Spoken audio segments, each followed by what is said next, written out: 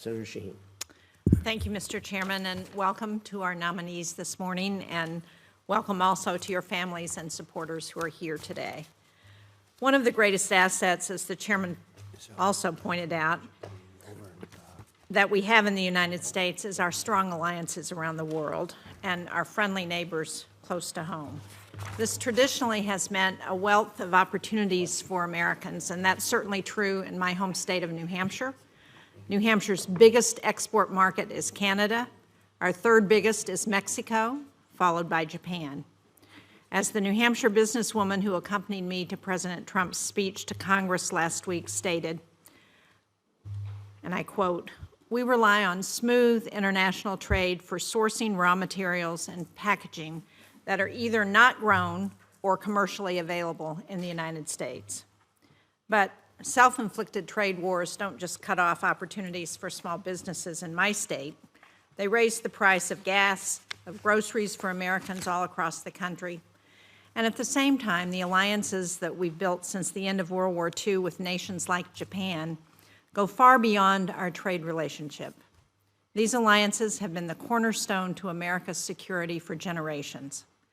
Japan hosts almost 55,000 active-duty U.S. service members on 15 major bases, more than any other country in the world. We work together on cyber defense, on missile technology, and on AI. And Japan has been a staunch supporter of Ukraine. A recognition that defeating Putin in Ukraine is critical for the security of sovereign nations around the world, I think, is at the foundation of that support. As the former Japanese Prime Minister said in his address to Congress in the last couple of years, the Ukraine of today may be the East Asia of tomorrow.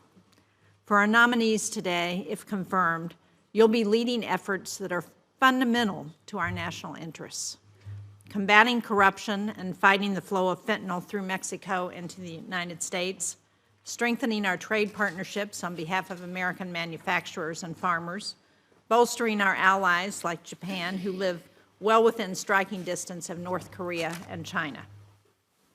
Ambassador Hoekstra, Ambassador Glass, Ambassador Johnson, if you are confirmed, you will be leading many of these efforts. So I would ask, how helpful is it to have President Trump bad-mouthing our alliance with Japan from the Oval Office? Should we make threats about Canadian sovereignty as it conducts its elections? Should we try to bully Mexico as we work together to fight drug cartels and curb immigration at our southern border? Unfortunately, the Trump administration's first month and a half in office does not inspire confidence and trust when it comes to our foreign policy, which is why we must make sure the United States has ambassadors who are suitable to represent our nation in the countries that they're assigned to. Ambassadors who can solidify and build on our long-standing alliances. So to our nominees, given some of your past statements, I hope you'll take this hearing as an opportunity to articulate your vision for positive engagement with Canada, Mexico, and Japan.